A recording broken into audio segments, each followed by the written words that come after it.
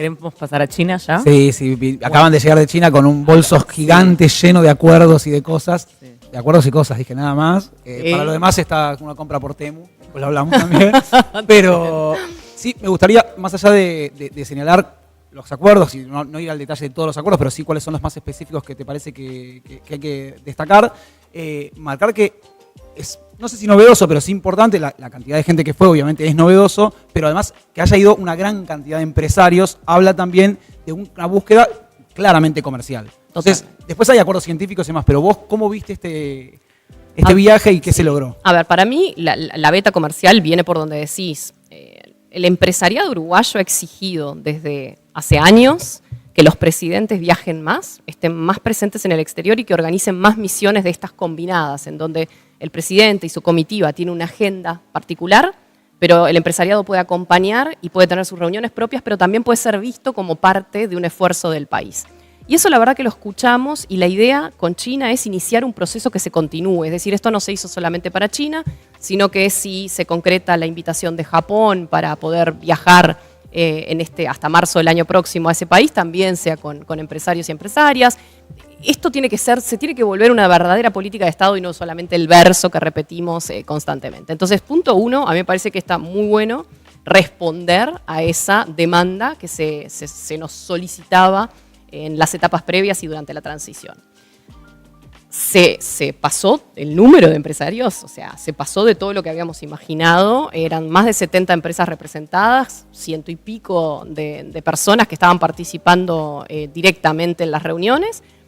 Y más allá de cosas que pueden no funcionar tan bien y que podrían mejorarse para futuras experiencias, salen contentos y reconocen la validez. Y en vez de decir no viajamos nunca más, dijeron tenemos que seguir haciendo esto, lo cual para mí ya es un resultado que hay que valorar muchísimo. Por otro lado, te lleva también a manejar las expectativas. Y pensamos que con un país como China, que tenés 38 años de relaciones diplomáticas en donde todos los presidentes que han ocupado la presidencia en Uruguay han visitado oficialmente China, hay un acumulado de acuerdos y de resultados que ya es muy grande. En lo comercial, te quedan muy pocos productos que no estén habilitados, te quedan muy poca promoción para hacer porque Uruguay dentro de todo en los consumidores y en algunos sectores es conocido. Entonces cada una de estas visitas aporta algo más. ¿A dónde voy con esto? Muchos te van a decir, pero no se trajeron un gran acuerdo, no se trajeron un TLC, no se trajeron, no sé, algo que nos revolucione la economía. Habría que ver si hay un objetivo en relación al TLC también. Claro, también. ¿Es una búsqueda o no? Y si es posible o no. Lo que creo que se trae es pequeños nichos que aportan a que Uruguay siga diversificando su relación comercial con China, que sigue siendo el principal socio comercial en materia de bienes, es el principal comprador de los bienes uruguayos, y es nuestro principal vendedor también. 26% en ambos casos el año pasado. Claro, es mucho. Entonces, si la relación ya está tan estable y tan sólida, ¿cómo aportás algo? Y entonces ahí sacás un protocolo que habilita la exportación de nueces pecan. Decís, no sé, estaba el intendente Leñani en la delegación que defendía mucho que en Canelones hay productores que les puede interesar. Cálculos biliares, que la gente dice, ¿qué es esto? Y es una delicadeza. De animales estamos hablando. Claro, sí, por favor. Pensé que era para curarlo. Tráfico de órganos. Es más loco, sí, yo me acuerdo para exportar cálculos biliares de ganado. Claro, que en serio les encanta. Bueno, algo que me llama mucho la atención, que siempre cuentan, es que, por ejemplo, acá que tenemos pollo a rolete, sí. no viene con las patas. Las garras. Con las garras se van todas para allá para hacer, porque tiene mucho colágeno. Sí, igual también acá en Latinoamérica vas a unos mercados y también, es verdad, yo pero ves. En mi vida vi una bueno, garra pero ahí tenés una de esas cosas que no pensamos. ¿Qué haces con las garras? Como no se consumen en Uruguay, ¿qué haces con las garras? Las tirás. Si vos le das a la industria la posibilidad de vender. ¿Acá se están tirando esas garras que no hay casi no tenemos mercados. El mercado que teníamos abierto Hong Kong, ahora se va a poder empezar. Yo pensé que ahora se va a poder. Ya no te las traían porque las mandaban para allá. Entonces es lo mismo a veces que se discute. Están en TikTok, aman las garras allá. Aman las garras, pero es lo mismo que a veces te preguntás con el cuero o con los cálculos biliares. Son productos que si no tenés a alguien que los consuma, son pérdida. Entonces, para las empresas, el hacerle el negocio completo y darle la posibilidad de vender a China algunos de estos productos teniendo la cantidad de consumidores que tienen, les hace un diferencial. Entonces, más allá del chiste fácil de decir, ¿a quién le importa todo esto? Sí hay interés. Y sobre todo sigue aportando esa tradición de 38 años, reitero, de relaciones en donde siempre se genera un hueco más, un espacio más para seguir comerciando. Entonces, Si sumás la presencia del empresariado, el hecho de que se siga defendiendo este tipo de esquema de viajes oficiales, es decir, que se siga queriendo participar en futuras misiones, más el encuentro de estos espacios de nicho de mercado, es una misión exitosa, es una misión que va en la línea de la tradición histórica del Uruguay en su relación con China y tiene que ser el puntapié para ahora seguir trabajando con China y con todos los otros países también que tenemos en la agenda. Creo Ahora, que esto ya lo dijeron, no, pero para confirmar, los empresarios que viajaban, ellos se proponían y se pagaban. Absolutamente. Lo que hizo Uruguay 21 fue abrir una convocatoria y quien quería participaba y quien no quería no. Esa era mi siguiente pregunta. Como si alguien vio eso y dijo, yo hubiese ido. La próxima, ¿cómo hace? A través de Uruguay 21. Bueno, es siempre Uruguay 21 que convoca y que organiza. Hay que tener en cuenta algo, que se organizó con muy poco tiempo y en el medio de enero, ¿no? La convocatoria salió los últimos días de diciembre. Hay gente que Tiene que haber puesto un cartel. Claro, mirá, no me extrañaría. A futuro, lo ideal siempre diría, estas misiones deberían organizarse con 6-7 meses de anticipación, que es lo que suele pasar. Esta vez Sale la viaje a situación Japón, anotate, vendan rifas. Pero está bueno. Díganle Carlos Cami. La Cancillería no es Uruguay 21, entonces la misión de la Cancillería no es solamente abrir mercados y lugares comerciales, no es solamente llevar los productos uruguayos al mundo, que es una función clara y necesaria en pos del crecimiento, etcétera. Nadie está diciendo que no lo es, pero tuvieron también otras cuestiones en China y sobre todo al regreso con la polémica que se armó por la declaración conjunta en relación específicamente a Taiwán. Claro. Y qué pasó con esa situación. Vos hablaste de 38 años de relación vincular con China y hablas también de la cantidad de años que llevas adentro de Cancillería o del Servicio de Relaciones Exteriores. ¿Vos crees? Porque acá habría que aclarar primero cómo viene siendo hasta ahora las declaraciones, Claro. han sido iguales, y qué pasó con la declaración actual, por qué se está cuestionando, y si crees que hay desconocimiento, malicia o qué. A ver, yo creo que estamos primero en una época distinta que hace que las redes inmediatamente te generen un incendio con algo que antes se resolvería con una llamada de teléfono. A mí a veces me llama la atención como personas que conocen, me conocen a mí, conocen al canciller, conocen al presidente, en lugar de levantar un teléfono y preguntar, che, ¿qué es esto?, largan un tuit incendiario diciendo vergonzosa la política exterior de Uruguay en relación a China. Es la posición histórica de Uruguay desde hace 38 años, porque para establecer relaciones diplomáticas con China, los países lo primero que tienen que aceptar es el principio de una sola China. Y el principio de una sola China significa que Taiwán es parte de China. Punto. No hay discusión alguna. Alguien me decía, no, pero están diciendo que apoyan la independencia y la reunificación. Le digo, a ver, pero nosotros en algún lado dijimos, vamos a las armas, compañeros chinos, tomemos Taiwán por la fuerza. La posición, o sea, nadie se le puede cruzar por la mente que la posición de la política histórica de Uruguay en estos temas ha cambiado por una declaración que dice lo mismo, una sola China. Puede tener alguna palabra que cambia, porque si no las declaraciones se vuelven un poco aburridas, si todos los años decís lo mismo, pero que al final de cuentas no deja de ser ni más ni menos que el reconocimiento de Taiwán como parte integral. Cada vez que hay una misión, una visita oficial uruguaya a China y se menciona el tema de Taiwán, ahora o en los gobiernos previos, siempre hay una reacción de Taiwán, por supuesto. Ellos están defendiendo una posición que es otra, entonces es natural que hagan llegar protestas, que se acerquen a personas con las que tengan mayor cercanía o contactos y les exijan una cierta presión. Por lo tanto, lo que sucedió es lo mismo que sucede siempre, la dimensión que cobra tiene algo que ver con la inmediatez que vivimos en estos días y a veces con un poquito de malicia, sí, no lo vamos a negar. Un poquito de malicia siempre hay. Bueno, pero vos señalás algo interesante porque vos hablas de, no voy a decir una imposición, pero sí cierta obligación que tienen todos los países que quieran tener un vínculo con China, que es reconocer la lógica de una sola China y la reunificación eventual de Taiwán incorporada al territorio que está a 180 kilómetros, etc. ¿Qué peso y qué posibilidades, no solo con China, en general y en un momento donde está bastante desbocado el orden mundial y las diferentes potencias, ahora vamos a hablar un poco de eso, qué posibilidades o qué potencia tiene Uruguay como Estado soberano, pero también a la vez chiquito y a la vez dependiente en un montón de aspectos de estos países, de imponer condiciones cuando se celebran acuerdos y cuando se firman documentos? No te voy a dar la respuesta diplomática, te voy a dar la respuesta verdadera. Ninguna, ninguna, no nos vamos a mentir. Okay. Uruguay puede convencer con argumentos, puede intentar negociar, puede tratar de explicar, pero imponerse, en este mundo actual, ni Uruguay ni cualquier potencia pequeña o mediana tiene capacidad de imponerse porque las consecuencias son muy grandes. Entonces, para cualquier tema que estemos hablando, siempre hay que pensar que Uruguay a lo que se tiene que dedicar es a construir puentes, a explicar, a defender la posición desde los argumentos, pero no es que nos podamos imponer tampoco, tenemos nuestros límites, y tenemos nuestros límites que no pasamos. Por eso yo digo, si estuviéramos hablando de una intervención no pacífica, Uruguay habría dicho que no, porque nosotros defendemos la solución pacífica de todo problema en el mundo. Pero en el otro escenario, cuando no estás ni cerca de tus límites, es más por convencer y por argumentar que por imponer ningún tipo de posición. Decís intervención no pacífica y es inevitable hablar del 3 de enero, la invasión de Estados Unidos a Venezuela. Casi que lo introducís vos. Y en algún punto el comunicado que sigue ahí colgado del 3 de enero de la Cancillería es bastante matizado, equilibrado, pero tampoco es algo que vos digas una reivindicación absoluta de la soberanía de los estados. Y además después salen declaraciones del propio presidente celebrando la salida de Maduro. Entonces, ¿cómo se interpreta eso y cómo se juega en este balance y equilibrio de poder en el mundo? Es que se mezclan muchas cosas ahí, ¿no? Por un lado, uno está hablando de la salida de un régimen que en este gobierno se ha sido muy claro al decir que no se reconocía.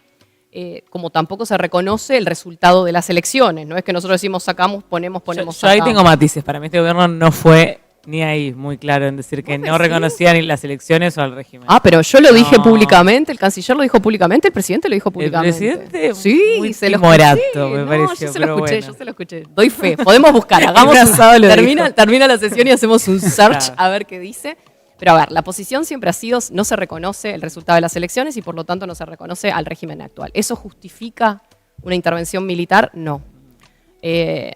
Sucedido esto, ¿cuál es la posición que tiene que adoptar Uruguay? Primero, una actitud sobria, que suele ser la de Uruguay. Uruguay no es uno de esos países que sale a gritar ni a hacer unos escándalos internacionales, sino que tratar de generar que los espacios regionales e internacionales sirvan para discutir este tema, que sirvan para discutir los límites que tenemos hoy en el derecho internacional, que si bien prohíben ciertas acciones, son acciones que se vienen repitiendo desde que se crearon las Naciones Unidas. Ahora nos tocó muy cerquita, pero pensemos, vayamos hacia el pasado. ¿Y cuántos ejemplos de esto tenemos y seguimos teniendo sobre intervenciones armadas en países con justificaciones de las más diversas?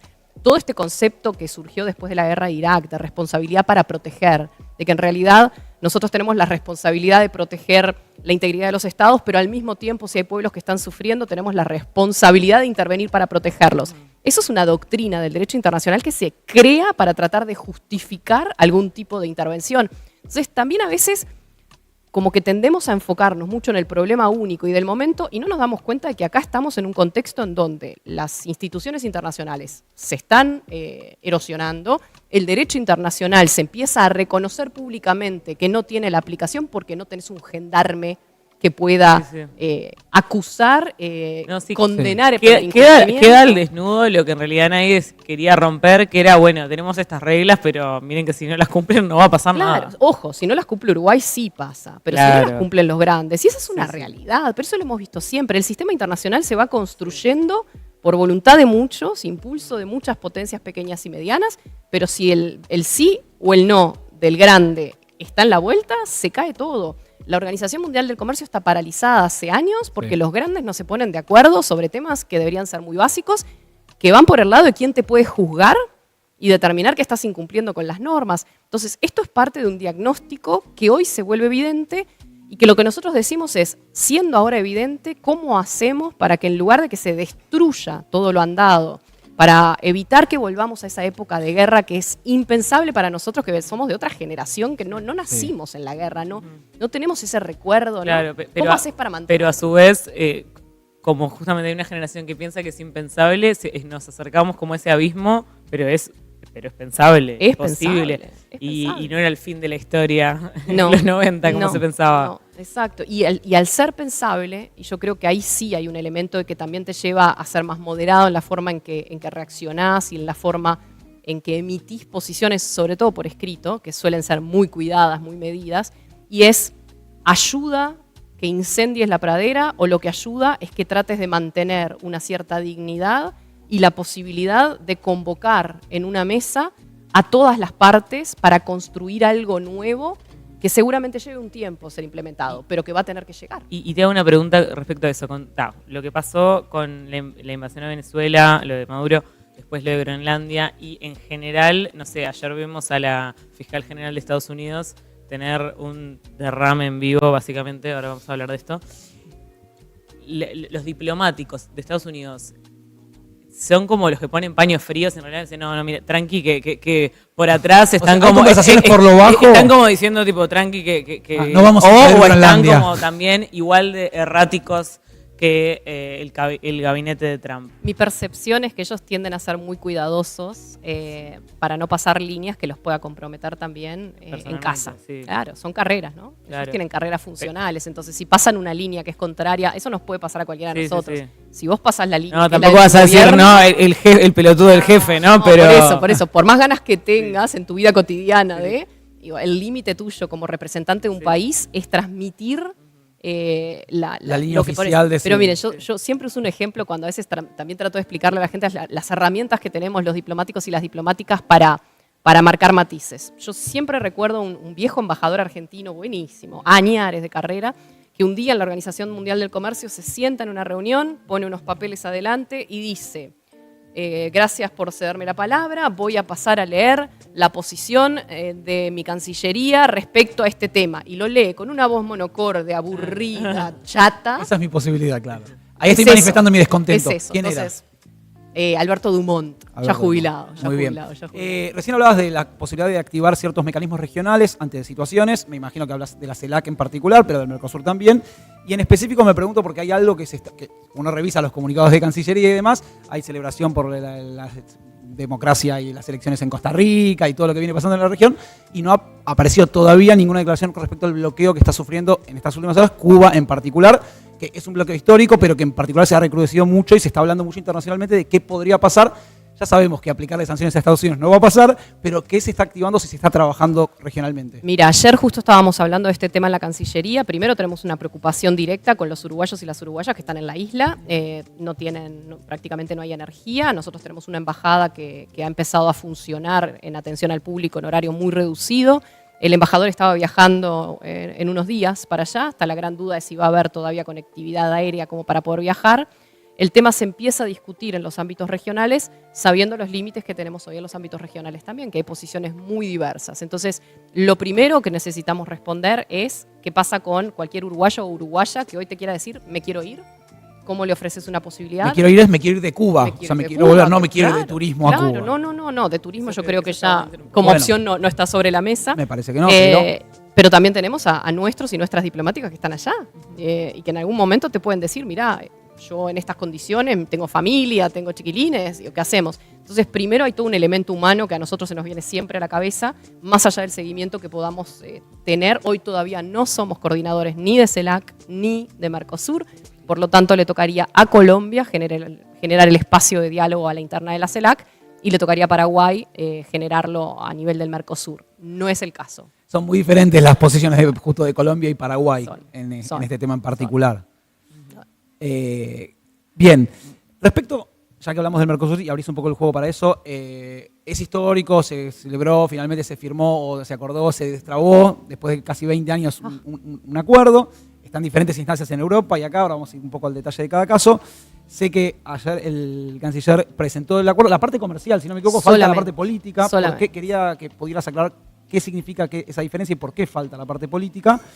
Y después, en particular, si podemos explicar el derrotero de lo que viene, porque en realidad para que esto entre en vigencia y demás, más allá de lo que pase en Uruguay, incluso si lo aprobara todo el Mercosur, está por lo menos difícil. Totalmente. A ver, ¿por qué esta diferenciación entre la parte comercial y lo que llamamos el acuerdo de asociación? Originalmente este acuerdo se empezó a negociar con 3 pilares, el pilar comercial, el pilar político y el pilar de la cooperación. En los últimos meses de 2019, cuando estábamos por cerrar la negociación, la Unión Europea nos confiesa que para lograr que algún día este acuerdo entre en vigor, tenían que separar lo comercial, que es materia exclusiva de competencia de la Comisión Europea, supranacional, o sea, los estados le entregaron la decisión a la Comisión Europea, de la parte política y de cooperación, que quedaron agrupadas en uno, porque ahí hay competencia exclusiva todavía de los estados. Por ejemplo, si hablamos de seguridad, de cooperación en en defensa, lo que se les ocurra, que siempre hay referencias ahí adentro, todos esos temas no dependen de la Comisión Europea, sino que todavía dependen de los 27 Estados miembros. Entonces nos dijeron, como hicimos con los acuerdos previos, vamos a dividir en dos este acuerdo, dos instrumentos, y el acuerdo comercial puede entrar en vigor provisionalmente con la ratificación de los países del Mercosur, uno o todos, y con la ratificación del Parlamento Europeo. Mientras que el otro requiere la aprobación de los 27 más los parlamentos locales, en algunos casos como el de Bélgica, ¿no? Que tiene más de un parlamento. Dada esa situación, dijimos fantástico, ahora para nosotros esto es un acuerdo completo y asumíamos que nosotros como Estados del Mercosur íbamos a mandar las dos partes juntas al Parlamento, que es lo que esperábamos hacer después de que se firmó en Asunción hace unos días. Nos llevamos la sorpresa, increíblemente, de que si bien la Comisión Europea y el Consejo Europeo firman los dos instrumentos, junto con los 4 países del Mercosur, la parte política de cooperación requiere la firma de los 27 Estados miembros. Conclusión, la Comisión en este momento está recabando la firma de los 27 Estados miembros y la opción era seguir esperando a que apareciera esa firma o por lo menos adelantar el trámite de la parte comercial a la espera de que finalmente llegue el documento con las firmas de los 27. ¿Qué nos dice la Comisión Europea? No pasa nada, mándenlo igual al Parlamento mientras... A ver, vamos adelantando. O sea, nosotros pero no dicho podemos. así parece ¿no? un trámite. Claro, pero a ver, nosotros, imagínense mandarle al Parlamento un documento que donde dice firma por Argentina, firma por Argentina, y después dice firma por Austria, blanco, firma por Alemania, blanco, firma por... No podemos, o sea, para nosotros no es un documento final y por lo tanto no llegó aún a la etapa que pueda habilitarse la ratificación parlamentaria. Si va a llegar o no, es una duda y es algo que nos podemos plantear, es decir, Bien. habiendo tenido la Comisión y el Consejo la autorización para firmar, si bien fue en mayoría, no fue por unanimidad, eso significa que cuando llegue el momento, el embajador francés en Bruselas, que es el que tendría que ponerle el garabato, lo va a hacer o no. Todavía falta un poquito para saberlo. Y eso va a condicionar de alguna manera que podamos mandar más tarde o más temprano esa parte al Parlamento también.